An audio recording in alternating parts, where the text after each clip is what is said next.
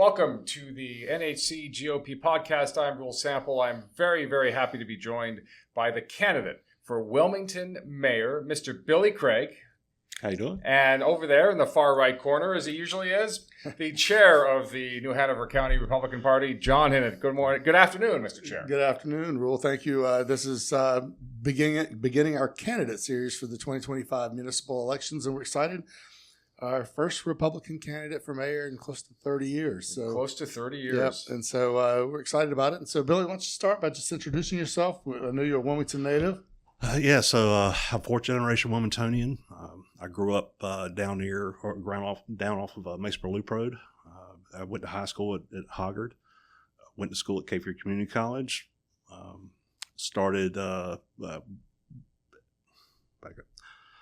Went to Cape Fear Community College, and about in 1994 went to basic law enforcement training.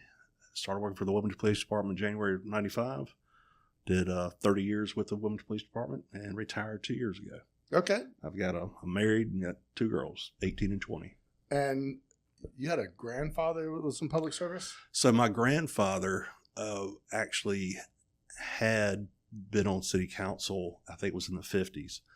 And he was a staunch Democrat, and actually he and Jesse Helms were actually really good friends. What was his name? Henry Bost. Henry Bost. Okay. Yeah, B-O-S-T. Yes, sir. So what made you want to run for mayor? Other than being a glutton for punishment, no. I'm tired. I'm tired of the BS. I'm tired of things that are going on. I worked in the city for 30 years. I've seen things happen. I've seen things happen within the government, within the city government, within the police department, within HR, that really turns my stomach. And it really causes these great men and women who work all throughout the city for the city of Wilmington. It causes them a lot of grief, and I'm tired of it. I want some accountability. I want the true word of transparency to come forward, because it's a word that gets passed around that nobody uses, and I'm tired of that. And the citizens deserve better. And so something you said at one of our town halls here is you feel strongly that our city, in particular, our law enforcement division of the city, Wilmington Police Department, they need a whistleblower policy. Can you explain what that is? So within the federal government, you have whistleblower protection, military or FBI, DEA. You have some type of protection. So if you see something wrong, you can speak up under some kind of cover of anonymity until it has to come out later on. What has occurred within this city, and it's all facets of the city, but I'm gonna start with the police department. There have been people that have come forward about issues within the police department that were retaliated against. They were berated. There's actually recordings of this that I can't really speak much about right now because it's part of a litigation that's going on. But there's just been so much stuff that has been done to kill the morale of officers within the department, and not only the officers, the civilians that work there as well. And if they could have a voice, if they could say something, step up and say, hey, look, this is what I see, and get some type of protection, maybe we can handle a lot of the problems before they get to the point where you can't do anything about it, or it's gone way too far. It's really interesting when Democrats are in power and a whistleblower comes out from a Democrat government, is that they're all about blowing up that whistleblower's identity. But if it is a Republican in power, we saw all this in Trump's first administration. They went overboard to protect the whistleblowers, and the whistleblowers turned out to know absolutely nothing. Mm-hmm. Right. And it's nice to see that you are thinking about that, because they're the ones who are coming with the inside information. Yeah, and I think I've heard rumors of people being passed over on promotions. Yes. And being advanced towards retirement. But speaking of the Wilmington Police Department, where does it stand on the number of officers and what we're supposed to have? All right. So our minimum staffing for the Wilmington Police Department is 280. Currently, as of last week, is 205. So there's 75 positions short, and it should really be up around 290, but 280 is minimum staffing. So they're at 205. And I did hear today that the chief has basically shut down all special operations and focusing everything on patrol right now, leaving criminal investigations where they are so they can handle what they can, but focusing more on putting people back on patrol to help the crime problems and traffic issues within the city. What is special operations? Special operations, that could be your vice unit, your downtown unit, could be the drone unit. I mean, it's just things when you follow special operations. Usually, it's a collateral duty. Mm-hmm. So, like SWAT falls under like special operations. However, that's a collateral duty. So they're in uniform anyway. They're out on the street, and if something pops off, they've got their gear. They're able to respond, set up, and go ahead and start working on a SWAT function. Thanks a lot for putting that SWAT tune back in my head. Yeah. I appreciate that. Thanks a lot. Yeah. Back to you, Mr. Chairman. And so have you met the new chief who's starts soon, right? He starts soon. I have not. I've had some good conversations with Ralph Evangelos over the past couple of weeks. I was a fan of Ralph while he was there. And I think he knows that. Through the years, even while I was working there, we'd had good conversations with my position over at the FBI because of my clearance and the clearance he had. He was like one of the only people I could brief if something was going on. Right. So we've had some good heart-to-heart, just sit down, across the table, even telephone conversations at 10 o'clock at night. Okay. But he seems excited about the new chief. And the things I'm hearing, I'm fairly excited as well. So speaking of law enforcement and issues pertaining to the law enforcement, a couple of issues we're dealing with downtown right now is the homelessness, but also the teenagers that are just they show up and they just loiter. They're not in and out of the businesses. They're not going to the bars or restaurants. They're just hanging out. And in fact, a few weeks ago, we had a sheriff's deputy was rammed by an ATV, and they got the guy, but there was literally a parade of kids on dirt bikes and ATVs. Mm-hmm. What solutions do you think you could bring to the table as mayor? Well, the big thing is always enforcement. The other side of that too is you don't want a police car chasing an ATV or motorcycles through crowded areas, and the police officers and deputies, they've got the sense not to do that. They do. If it's a situation where it's like some heinous, atrocious, and cruel crime that's occurred, they're going to chase them till the doors fall off. I do know that there's some businesses, some of the bars downtown are actually trying to focus on a Thursday night, like a teen night, to give teens a place to go and try, no alcohol involved, but just trying to get them, at least if they want to go out someplace to go. I don't know if it's working or not. As mayor, I really want to get back where our staffing levels within the police department, so they can address those issues. I have a good idea of who the person is that's actually doing a lot of that, and I know exactly where they live, and I've actually come forward before and passed information. I actually passed it to the former chief, which he told me to speak with the lieutenant over that area. You could, if you had enough people, somebody could actually focus on and go to them. Even if you got code enforcement involved and said, "Hey, sir, you're operating this type of machinery outside of your house, or you're using your house as a workshop, and you've got these people coming over and you're causing problems." I mean, get code enforcement involved. Give them a civil citation. Do something. You got to step forward and do something, because if you don't, it's going to continue this, lawlessness that we're having. It's going to continue. Yeah. What about the homelessness issue downtown? Homeless issue downtown. So, unfortunately, I guess, a lot of people have seen the news about what happened. Was it in Charlotte? The young lady. And when I teach basic law enforcement training, part of the curriculum, and also when I teach civilians about, what to look out for when, they're dealing with things, it's not what if when something happens, it's what when. And, people might think I'm crazy. Look at history. Things happen, and just because it doesn't happen here, it hasn't happened yet, doesn't mean it's not going to happen. And I'm not saying all these homeless people are like what occurred in Charlotte. Most of the homeless folks that end up going to the hospital, according to like some law enforcement contacts, they're dual diagnosed. They have some type of drug or alcohol problem or substance abuse problem, but also too they have a mental issue. Right. So then the hospital or the medical staff, they can only address one thing at that time, and then they got to push them out to go somewhere else, but they're not keeping them there. Luke Waddell's idea about the camping ordinance or the tent ordinance, I think it's a great idea. And the reason is Luke is looking at it preemptively. He's going, okay, this is what's happening in these other states. It's going to end up occurring here at some point. Right. And if you go ahead and get the tools in place, you're not behind the 8 ball. You're not at the, oh my goodness, what do we do?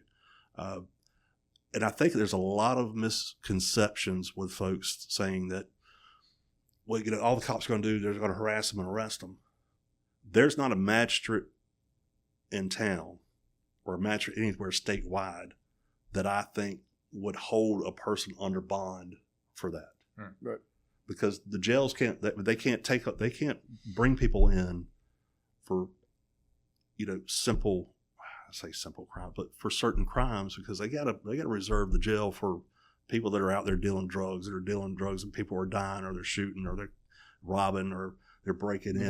The part one crimes. Yeah, you're exactly part one. Your part one crimes. And I think a lot of that falls back to when the county completely, in dereliction of duty, allowed a homeless encampment to fester under the parking deck beside the library. And I remember when they dispersed that crowd, it became an immediate problem throughout the rest of downtown, and the city wasn't prepared to pick up the pieces. And then what happened was the county passed their camping ordinance, and Luke tried, a year and a half ago, and they just couldn't get the momentum. It's like, guys, you got to understand that you put a fire out over here, it's going to pop up over there. It's like the kid with the finger in the dike trying to stop the dike from leaking. You're just going to keep moving the problem, but you got to be prepared. And so now the city's behind the 8 ball. And so it's a huge shell game. That's what it boils down to. And it seems like, one of the things I wanted to talk about was nonprofit funding. I think I heard the city say there's 27 agencies addressing homelessness right now in downtown Wilmington. And I'm just, how do we get our hands around this problem when we've got so many? I hesitate to call it the homeless industrial complex, but how many does it take? Okay. So, you got this number of agencies, this number of people working on it. Are they actually working together on it? That's a big issue that you run into. I'm going to use with 9/11 coming around the corner, when those terrorists were stopped for speeding before boarding the planes. They were on a watch list, but they were on this watch list. So when the officer ran the information, it didn't pop up. So unfortunately, 9/11 showed that, the federal government, the intelligence agencies needed a repository to put these folks into. It's called the Terror Screening Center. So if, let's say, the CIA is looking for somebody, FBI, DEA, NSA, NCIS, all the lettered agencies, when an officer on the street ran that person, there was a hit. There was to say, hey, look, this is a bad dude. Single clearinghouse. Yeah, single clearinghouse. And I think that's what we need to do. There needs to be a single clearinghouse. And I believe the city of the county, didn't they spend $2 million studying the homeless issue? And then now it's just like, okay, well, we're done. Well, the Council of Governments has a data system, some type of a CRM, where they're keeping track of homeless and who their supposedly who their caseworkers are, at whether it's social services or where. But it doesn't. Then you got some big players like as I understand from the meeting I attended, Eden Village isn't participating in it. They're not participating in the data system, and so they're running into a dead end. Here's an organization putting people in the permanent supportive housing. We've lost them on the data feed, right? So, but I guess that goes back to in general, what's your position on nonprofit funding for the city as a member of city council, as the mayor? Well, I mean, I think nonprofits can help. There was a discussion, it's come up a lot. Everybody talks about the endowment. As a city, as being a member of city council or being mayor, don't really have a lot I can do with that. However, I think the city lays inside the county. The city needs to step up and look at the county and go, you got this endowment, you got this money, you can help. What are you doing? Why are you sitting there why are you giving this money to this type of organization, this organization, Kids Making It. That's a great organization. they keep kids busy. They teach them a trade. I mean, they're learning. They're getting their hands on something. They're saying, hey, this is neat. I mean, these young people are like, yeah, this is neat. But when you're giving $10 million to the American Red Cross locally, I'm a little confused because, okay, the American Red Cross does great stuff, but why are we giving them $2 million out of this endowment when their CEO is making $1 million a year? Good question. And I think, and one other thing, I think the other thing too, whatever occurs, there needs to be some type of audit there to keep up with this money. And unfortunately, something else that popped up in the news talking about keeping up with money. The Battleship Commission, there's $2.1 million of misappropriated funds. And so there needs to be some, and again, kind of going back to the whistleblower, there needs to be some third party that we can hand things to and say, look at it. They need to be able to look at it and say, okay, yes, it's a good idea. No, it's not. This is what the audit says. This is what it's not doing. This is what it is doing. And there are people out here in this city who are retired that you could sit there and say, can you help us out? They'll come in and sit down and help out, and they probably won't charge you a dime. Sounds like you need to use the persuasive power of the mayor just to get the 27 27 agencies. Yeah. 27 agencies sit down. Because, the Salvation Army has a brand new unit. Mm-hmm. Yes. 80 beds. 80 beds. There's Hopeful Harvest. There's a whole bunch of other places around. Good Shepherd Ministries. Good Shepherd Ministries has all of it, but they're not talking to each other. And just sit them down in the room within the mayor's suite. And you've got that wonderful building up there that you can sit. Don't even get me started on that building. Don't even calm down. So we went out. A bunch of volunteers went out this weekend knocking doors, and some of the feedback we got was they're concerned. The voters are concerned about the tree canopy, and there's a little known fact about you. That's you're a tree hugger. I love trees. I mean, I love nature. I grew up, I went when I was in Boy Scouts, camped a lot. I spent a lot of time on Mesa Island as a kid. I mean, I had a John boat and a little engine when I was 8 years old, or a little boat motor when I was 8 years old. And where I lived, I was able to just go right across over to Masonboro and hang out.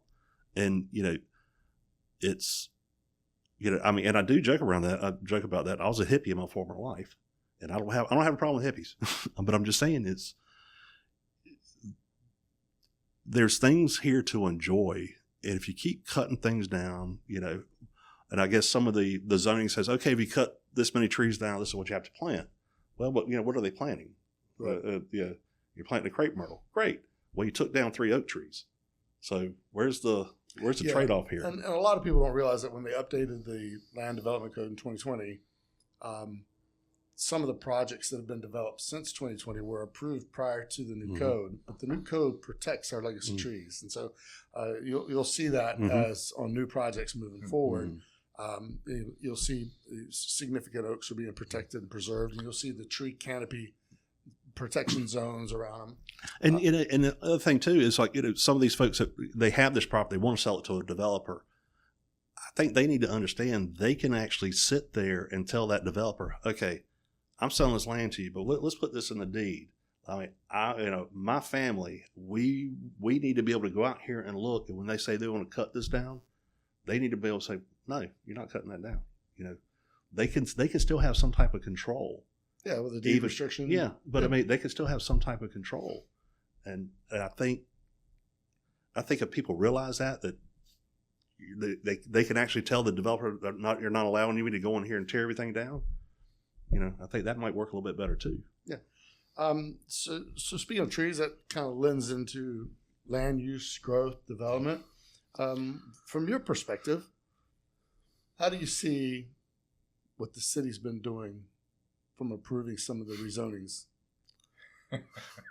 Well, I hope my face says it all. I think it's horrible. You're doing high density in areas that are already, they've got density to begin with. The infrastructure can't support what's going on. The infrastructure being, the roads, the water and sewer, even our electrical grids, it can't support, the infrastructure can't support what they're adding to it. And again, we're at a negative when it comes to births versus deaths. There's more deaths than there are births here. So what are we building all this for? Now, are things going to level out in 15, 20 years? Possibly. But that's 15, 20 years from now. I can't see the future. If you guys can see the future, please tell me what the winning lottery numbers are. Because I'll buy the Skyline Center. I'll buy the Skyline Center back, and we'll actually do something with it. I wish I knew. Transitioning a little bit, traffic congestion is another issue we heard a lot about out knocking doors Saturday. From the mayor's perspective, I realize there's a working relationship with the Wilmington Metropolitan Planning Organization, DOT, but the city, as a local government, does own, build, and maintain roads. Mm-hmm. What do you see as some potential solutions for solving some of the traffic congestion issues? Well, some of that is actually, all right, so let's go back to the police department. If you get your numbers up, you can get people to slow down. I mean, you know, the Wilmington Police Department had a traffic unit that was strong of 14. Now it's down to 4. Oh, wait a minute. I don't want to miss that number. So they went down, had a 14 they had a traffic unit and down to 4. So that's 10 people they're missing. Mm-hmm. If you assume an 8-hour day, that's 80 hours of traffic. Well, they're 12-hour shifts, aren't they? Yeah, they're 12 hours mostly. So yeah, that's even more hours that you're missing. Mm-hmm. Yeah. Wow. Yeah. Okay. So, but you know, if you could get the numbers up, that can help slow down some of your traffic areas, the crashes. I mean, there's hot spots all throughout the city, and it has gotten to the point where, again, going back to the police department and not having the manpower. Have you noticed lately, whenever there was a bad wreck, who's handling the wrecks? Fire department? No, they don't take the wreck report. No, they don't take the wreck report. The North Carolina Highway Patrol. Yeah. Oh, really? Yeah, they've been, and kudos to them for helping out. But the sheriffs don't investigate. Yeah, the sheriffs don't do wrecks. If I could change my career, I would have gone back with the sheriff's office, because in that way I would never have to do a wreck. But you know, but no. So yeah, but it's the police department and highway patrol that normally. But the highway patrol has been stepping in and handling a lot of these major wrecks. Even the crash, the crash downtown with the 4-wheeler hit the deputy. Mm-hmm. You know, highway patrol handled that. The wreck that caused the explosion off of New Center Drive, where those firemen got hurt. Highway Patrol handled the crash. Really? Yeah. Huh. So wow. Well, Billy, what can we expect the rest of the race? I know you've got tons of candidate forums coming up. We've got the Power Breakfast this Friday. Where can people find more information about Billy Craig, candidate for mayor? Well, one, you can always call me.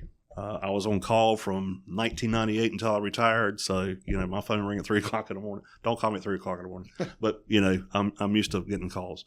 Craig, tell them your number. Yeah, 910-899-8252, and the website is craigforwilmington.com. There's another website I started, but someone really helped me out and approved it. It's called CraigILM.com, but go to the other one first, because it looks a lot of flight risk there. That's the ILM's for the airport. Yeah. But somebody here really helped out. Yeah. Well, Roel, I think we wrapped it up. Is there anything else you want to cover? Billy Craig, for mayor, give us your 30-second elevator speech before we sign out for the day. My 30-second elevator speech. It's a slow elevator. Ooh. All right. I'm really tired of the BS. I want this city to work together. There are men, women, all ages and colors that live here in this town that can come together. We can get our partnerships with our religious communities. We can solve problems here. If you want to sit there and keep doing the same thing over and over again, keep banging your head against the brick wall, vote the way you've been voting. I want something different. I want something different for me, for you, for my buddy. Well, I better not say his name. He'll get mad at me. But you know, I don't care what color you are, what creed, what religion you follow. When you close your eyes at night and you say a prayer, you're all talking to the same being. So we can all work together. We can make this happen. We can make the city safe for everyone. I'm not going to say make the city safe again, because I'm not trying to take anybody's words. This city needs to be safe for everyone, no matter who you are, how old you are. And we can do it, but we got to work together. Yeah, I think voters need to remember that in 2024, property crime in the city of Wilmington went up 21%, the largest single in history. And Billy's 2 opponents running for mayor collectively have been in elected office 40 years combined, and it's time for a change. Yeah. And the thing is, I was a city employee for 30 years. I was a cop for 30 years. I have worked with the feds for a good amount of my career. I can bring insight about things that are happening in this city, that have happened in this city, that need to be addressed, because even with the new city manager, I do understand that she is a no-nonsense person, and so far, everything I've heard, she has been saying, all right, we're going to handle business. And I can sit there and help her handle business. I have insight in the fact I'm retired now and run for this position, that I can speak up where others don't. And I can do it with protection where they don't have protection. The voice for the voiceless, Mr. Podcast host. I like it. Mr. Chairman, we always have to remind people that this is a nonpartisan race. And so you won't see R's and D's next to people's names. So it's really important that you know who the common sense candidates are for Wilmington City Mayor and the council. Because we have to look at other cities around the country where it is Democrat controlled, where they don't care about businesses, where they don't care about people walking down the street. They let criminals run free. And we've got the chance here in Wilmington to put in a city council and a mayor that is tough on crime. Last year, we put a DA in office who will prosecute the crime. You just got to get it to them. Yep. And so you have a chance. We've got door knockers out right now. We've got all of this information up on our website. Mr. Chairman, the early voting starts October 16th. And that's October when we can. 16th. That's the start date for restoring common sense to City Hall. So make sure that you block out those dates. Check out Billy's website at craigforwilmington.com. And you're on Facebook, you're on X, you're Instagram. Instagram, you're everywhere. And check it out, because we've got to get things changed for Wilmington. So on behalf of Billy Craig, thanks for being here. Thank you, Mr. sir. Chairman John Hinnant. Thank you, Will sir. Sample for the NHC GOP podcast. Thanks for listening.